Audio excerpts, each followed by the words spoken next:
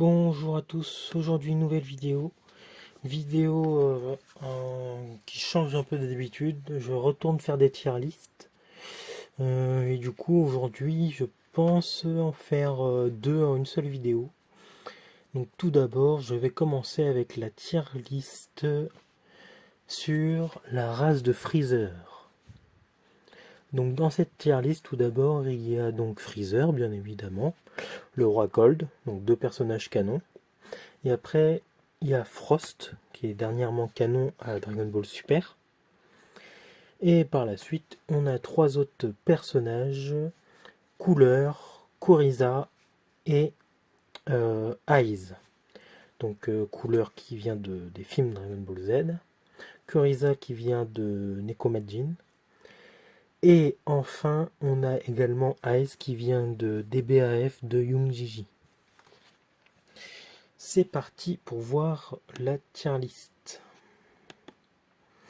Donc je n'ai pas nommé les différents domaines et il n'y a pas de personnage que je déteste en soi. C'est seulement une appréciation par rapport au développement ou par rapport à l'aptitude du personnage. Mais je vais expliquer chaque point, ne vous inquiétez pas. Du coup, je vais commencer par, je pense... oh, finalement, je vais commencer par le... Ouais, si, par le bas quand même. Je vais commencer par le bas. Donc j'ai mis Aiz et Frost en C.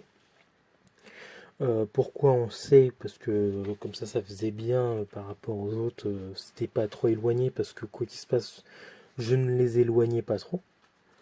Mais Aiz et Frost, bien qu'ils aient des originalités particulières par rapport à Freezer, par rapport à Cole, par rapport à Cooler, qui étaient précédés à eux, à leur apparition, bah, malgré tout ça, j'ai trouvé que Aiz faisait très Freezer quand même. Et en même temps très couleur par ses transformations. Et à la fois, du coup, Frost, c'est un peu pareil, bien que ce soit expliqué par l'univers jumelé, univers 6, univers 7.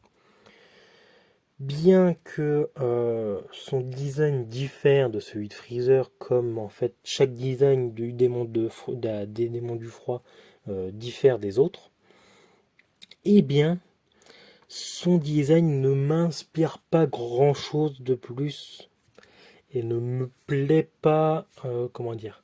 Il est sympathique, hein, j'aime beaucoup son design, mais il ne m'intéresse pas en soi. Il n'apporte rien réellement, c'est juste un autre démon du froid. Là où vous allez voir par la suite pourquoi les autres sont un peu plus hauts, malgré tout, il a son aptitude avec sa petite aiguille au niveau des poignets que j'ai bien apprécié. J'ai hésité à le mettre en B, malgré tout, je le laisse en C avec Ice, car entre guillemets, c'est une copie de Freezer. On monte ensuite en catégorie B avec l'ancêtre, si je puis dire, de Freezer, potentiel père de Cold, mais c'est pas vraiment dit.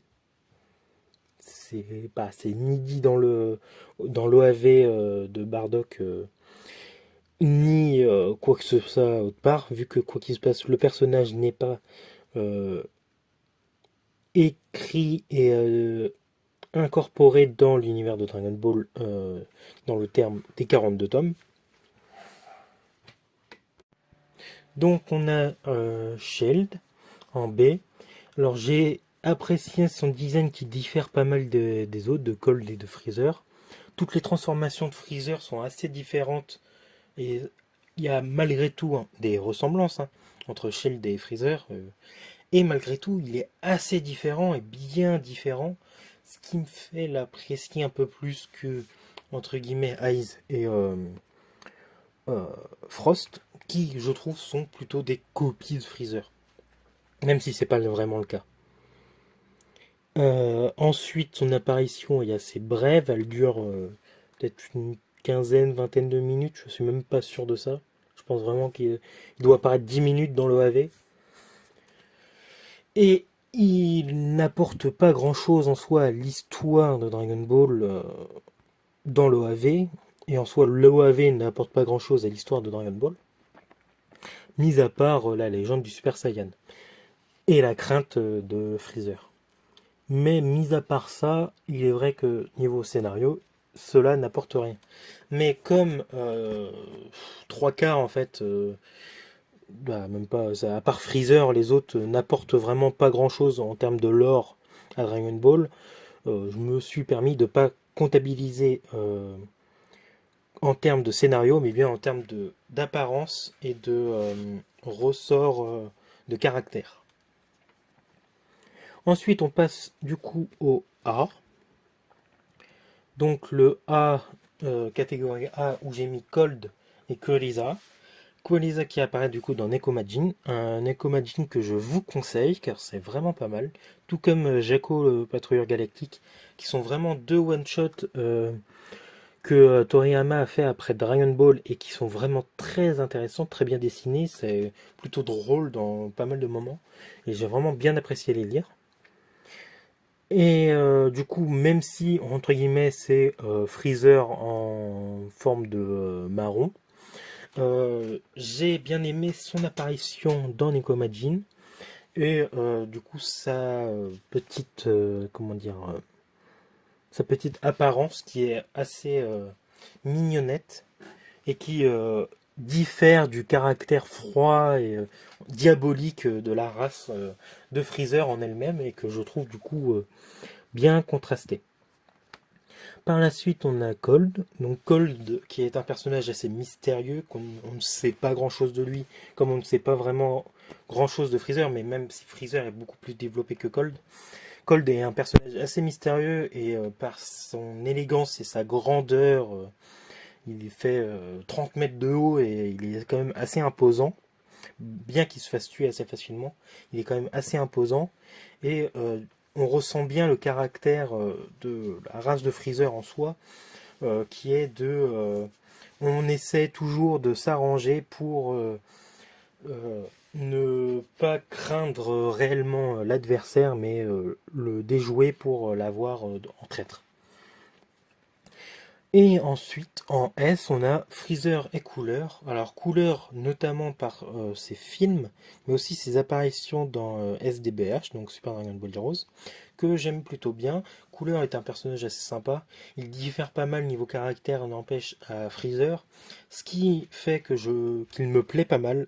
Qu'il me plaît pas plus que Freezer, car Freezer est quand même l'antagoniste le plus important et le plus magistral de Dragon Ball. D'après moi. Et donc forcément Freezer ne pouvait pas être autre part qu'en S. Et donc Cooler, qui pour moi est quand même un personnage vraiment intéressant et qui était une bonne idée, qui aurait pu être intégré dans l'histoire originelle, qui aurait pu apporter certaines choses, bien que ça aurait fait un peu trop de Freezer, entre guillemets. Mais malgré tout, j'ai trouvé ça plutôt pas mal. Voilà pour ce qui est de la tier list sur la race de Freezer. Donc voilà, j'espère que cette tier list sur la race de Freezer vous aura plu. En voyant le durée de vidéo, je me dis que finalement, peut-être que la seconde tier list que je vous ai annoncée en début de vidéo, je la ferai séparément dans une vidéo autre, pour pas faire une vidéo trop longue tier list. N'hésitez pas à me dire ce que vous auriez mis dans ces différentes catégories. Donc S, A, B, C, D. Si vous voulez les nommer, nommez-les. N'hésitez pas à me décrire pourquoi les mettre là ou là. Et sur ce, du coup, j'ai hâte de lire vos commentaires et voir vos tier list. N'hésitez pas à me taguer du coup sur les réseaux aussi si besoin. Je vous dis à bientôt, prenez soin de vous et du coup à la prochaine pour peut-être une future vidéo tier list. À bientôt. Prenez surtout soin de vous.